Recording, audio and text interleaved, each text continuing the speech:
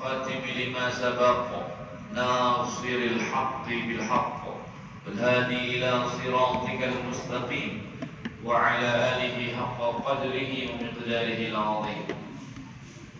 فيا عباد الله، أوصي نفسي أولا ثم أوصيكم ثانيا بتقوى الله، فقد فاز المتقون.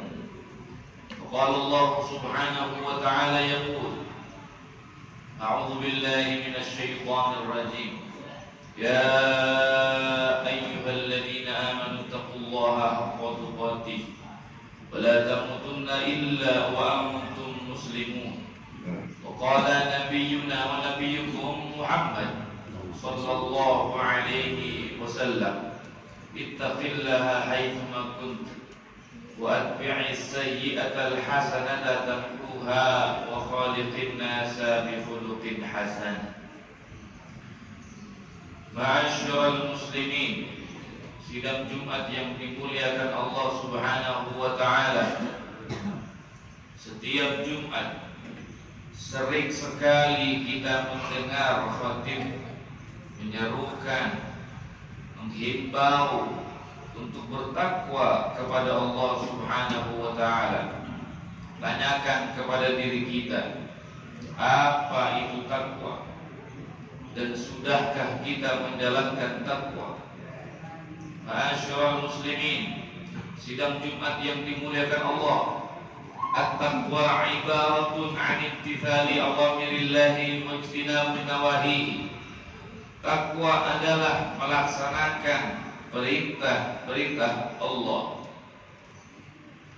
dan menjauhi segala yang Allah larang.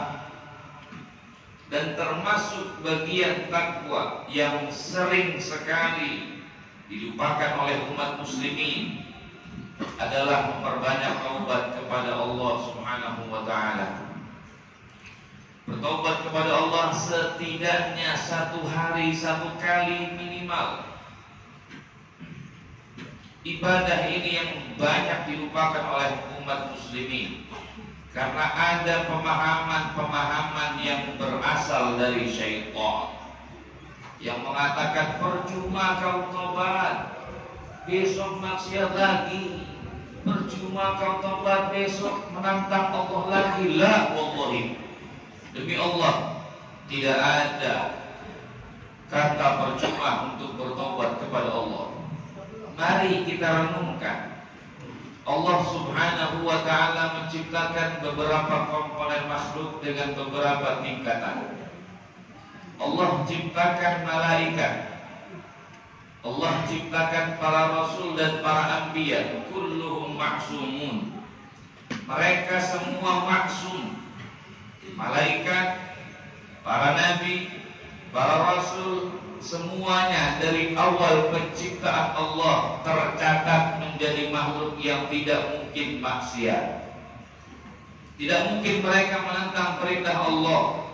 Dan itu memang takdir Allah yang Allah tetapkan kepada mereka. Ada lagi para aulia, mereka mahfud. Mahfud adalah orang yang masih ada kemungkinan maksiat, tapi Allah jaga. Allah jaga mereka dari maksiat.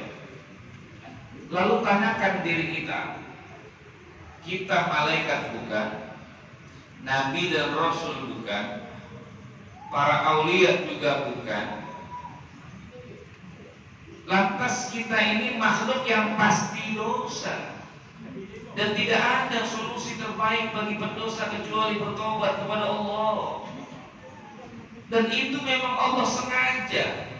Bukan Allah tidak mampu menciptakan manusia semuanya taat. Allah jadikan makhluk ini pendosa. Kenapa? Tanya diri kita, tanya ulama, pelajari itu. Allah Subhanahu wa ta'ala berfirman, qul ya ibadiyalladzina asrafu ala anfusihim la taqnatu min rahmatillah innallaha yaghfiru dzunuba jami'an. Perhatikan ayat ini. Qul, katakan wahai Muhammad, ya ibadiyalladzina asrafu ala anfusihim, bilang Wahai Nabi Muhammad, bilang kepada mereka yang dosanya sudah melampaui batas, asrafu ala anfusihim, sudah kebangetan banyak, bilang kepada mereka, la taqnatu min rahmatillah, jangan kalian berputus asa atas rahmat Allah. Kembali kepada Allah. Innallaha yaghfiru dzunuba jami'a. Sesungguhnya Allah Maha mengampuni segala dosa. Perhatikan, Allah perintahkan Nabi Muhammad suruh bilang kepada orang yang dosanya sudah melampaui batas, biar jangan putus asa. Lalu sekarang timbul orang-orang yang mempercumakan tobat. Orang lagi tenggelam maksiat dibilang percuma. Nanti kalau dosa lagi percuma, entar aja. Nikmatin dulu dosamu, baru kau bertobat kepada Allah. Padahal Allah sudah siapkan janjinya bagi orang yang selalu bertobat. Allah berikan cinta Allah. Banyak sekali hikmah Allah jadikan kita berdosa sebenarnya, asal kita mau mengkaji dan mengkaji lagi. Allah Subhanahu wa ta'ala berfirman, Innallaha yuhibbut tawwabin. Ma'asyiral muslimin, kalimat at-tawwabin kalau kita buka diterjemah saja, memang artinya Allah cinta at-tawwabina kepada orang-orang yang bertobat. Bas, sebatas itu. Dan memang fungsi terjemah untuk mempermudah pembacanya. Kita tidak menyalahkan penerjemah, tapi yang perlu kita kaji lagi, jangan terbatas memaknai Quran hanya terjemah saja. Pelajari bahasa Arab, pelajari nahwu shorof, pelajari balaghah. Kalian akan temukan bagaimana tingginya bahasa Al-Quran. Ma'asyiral muslimin, tahukah at-tawwabin adalah sighah mubalaghah. Bagi yang pernah belajar bahasa Arab, yang tahu bagaimana dalamnya ilmu bahasa Arab, dia akan temukan sighah mubalaghah. Sighah mubalaghah itu adalah sighatun tadullu ala ma'na ismil fa'il bi ziyadatil wasfi minal mausuf. Sighah mubalaghah itu adalah bentuk kalimat yang disandarkan kepada orang yang melakukan sesuatu. Ada penambahan sifat di dalamnya. Kami akan berikan contoh. Kalau ada kalimat raziq atau raziqun, itu artinya pemberi rizki. Tapi kalau kalimat ini dirubah menjadi sighah mubalaghah, berubah kalimatnya menjadi razzaq, artinya ada penambahan sifat, selalu memberi rizki. Yang asal kalimatnya memberi rizki dirubah menjadi sighah mubalaghah, artinya selalu memberi rizki. Contoh yang lain, ada kalimat tawaf, artinya berkeliling. Kalau dirubah menjadi sighah mubalaghah, artinya menjadi tawaf, maknanya bertambah, selalu berkeliling. Maka ma'asyiral muslimin, ketika Allah katakan innallaha yuhibbut tawwabin, sesungguhnya Allah cinta kepada hamba yang selalu bertobat kepadanya. Bukan hanya terbatas sekali dua kali.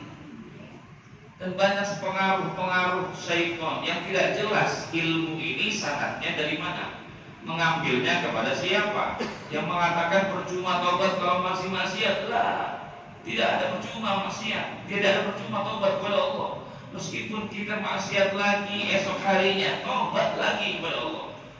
Memang kita bukan malaikat, bukan nabi, bukan rasul, bukan aulia yang terjaga dari dosa. Kita memang pasti dosanya. Apalagi kita terlahir di akhir zaman, keluar rumah dosa, di handphone penuh dosa, otak semua dosa, isi hati maksiat kepada Allah. Tidak ada lagi solusi di akhir zaman. Kata Al-Imam Qutbil Rishad, Wadhafi al-ibad wal-bilad Al-Hakim Abdullah bin Ali Al-Haddad, beliau mengatakan amalan terbaik ada di akhir zaman, al-ikthar minal istighfar, yang pertama. Kedua amalan yang insya Allah menyelamatkan kita ada di akhir zaman. Yang pertama, memperbanyak taubat kepada Allah. Yang kedua, wal mukfir minas salah wassalam ala nabi mukhtar, dan memperbanyak sholawat kepada Nabi Muhammad SAW.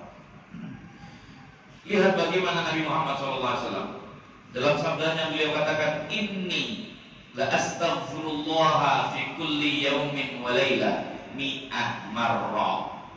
Sesungguhnya aku Nabi Muhammad meminta ampun kepada Allah dalam sehari semalam mi'ah marrah, 100 kali. Ini Nabi Muhammad tidak ada dosa dalam dirinya, penuh jasad dan ruhnya rahmat Allah, masih meminta ampun kepada Allah. Kita umatnya yang setiap hari dosa, setiap waktu dosa, kenapa tidak mau bertobat kepada Allah? Masyaallah muslimin, tidak ada satu amalan yang paling manfaat. Salah satunya adalah memperbanyak tobat kepada Allah. Lebih bagus setiap habis sholat, lebih bagus. Minimal sebelum tidur kita.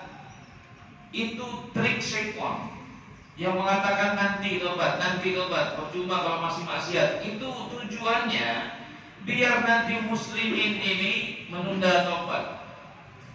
Menunda tobat, keluar rumah meninggal dunia, belum sempat tobat kepada Allah. Naudzubillah min dzalik. Itu tujuan akhir syaitan. Karena itu ayo kembali kepada Allah. Niatkan mulai hari ini memperbanyak tobat kepada Allah. Isi waktu-waktu kita memperbanyak istighfar. Tutup hari kita sebelum tidur dengan memohon ampun kepada Allah.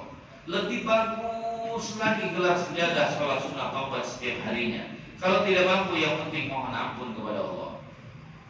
Dan jangan pernah putus asa. Jangan jadi pembantu setan yang selalu mendemonstrasikan orang untuk jangan tobat kalau masih maksiat. Jadilah pengikut Nabi Muhammad yang Allah suruh, qul ya ibadiyalladzina asrafu ala anfusihim la taqnatu min rahmatillah. Allah perintahkan Nabi Muhammad untuk bilang kepada orang yang dosanya sudah terlampau batas, untuk selalu memohon ampun kepada Allah. Jangan putus asa. Allah Maha menerima taubat mereka. Dalam hadis qudsi Allah Subhanahu wa taala berfirman, "Ya 'abdi, law ataitani biqirabil ardi dhunuban, la ataituka biqirabil ardi maghfiratan." Hei hambaku, kata Allah, jika kamu datang kepada aku membawa dosa sebesar bumi dan seisi-isinya, bisa kita bayangkan ma'asyiral muslimin, satu gunung sudah besar, 2, 3, 5 gunung sudah besar, dikalikan satu bumi. Baru gunungnya, belum tanahnya dosa kita, belum lautannya dosa kita, belum pepohonan daun-daunnya dosa kita. Kata Allah, seluruhnya itu dosa sebesar bumi dan seisi-isinya bawa kepada aku. La'ataituka biqirabil ardi maghfiratan. Aku Allah akan memberikan kamu bumi dan seisi-isinya pula ampunan kepada kamu. Alhamdulillah. Ini penawaran dari Allah. Sebanyak apapun dosa kita semua, Allah ampuni. Tidak ada keindahan lagi selain penawaran ini dari Allah. Karena itu jangan tunda-tunda taubat. Sebelum Allah ambil nyawa kita, belum sempat bertobat kepada Allah Subhanahu wa taala. Mudah-mudahan ma'asyiral muslimin, mulai hari ini Allah jadikan kita hamba yang selalu ingat kepadanya, menjadi hamba yang selalu setiap detiknya memohon ampun kepada Allah, selalu menyempatkan dalam hari-harinya memohon ampun, bertobat kepada Allah Subhanahu wa taala. Dan semoga keluar dari masjid ini Allah ampuni segala dosa-dosa kita. Amin ya rabbal alamin. Barakallahu li wa lakum wa nafa'ani wa iyyakum bima fihi minal ayati wa dzikril hakim. Taqabbal minni wa minkum tilawatahu innahu huwas samiul alim. Fa aqulu qawli hadha fa astaghfirullah li wa lakum wa lisairil muslimina wal muslimat wal mu'minina wal mu'minat fastaghfiruhu wastarhimuhu innahu huwal ghafurur rahim.